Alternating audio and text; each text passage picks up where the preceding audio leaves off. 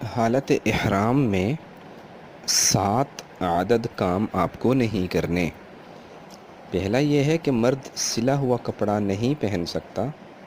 خواتین پہنیں گی ہی وہ اپنے جیسے کپڑے نارمل روٹین میں پہنتی ہیں۔ مرد سر چہرہ کو نہیں ڈھانپیں گے، جبکہ عورت کے لیے یہ ہے کہ وہ اپنے پردے کا تو اہتمام ضرور کرے، لیکن چہرے پہ کپڑا نہ لگنے دے۔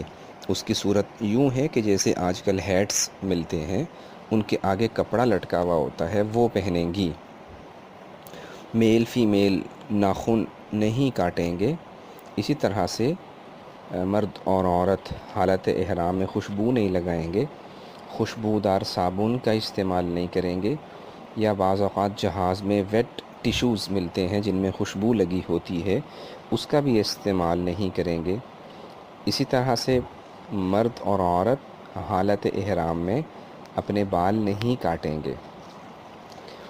اور چھٹا پوائنٹ یہ ہے کہ مرد موزے، جرابیں، دستانے نہیں پہن سکتے، انڈر ویئر کا استعمال بھی نہیں کر سکتے، پاؤں میں بند جوتا بھی نہیں پہن سکتے، یا تو کینچی چپل پہننا ہوگی، یا اسی طرح کے آج کل سینڈلز آئے ہوئے ہیں جن میں درمیان میں جو ہڈی ہوتی ہے ابری ہوئی، وہ خالی ہوگی، یعنی وہ جگہ ننگی ہونی چاہیے۔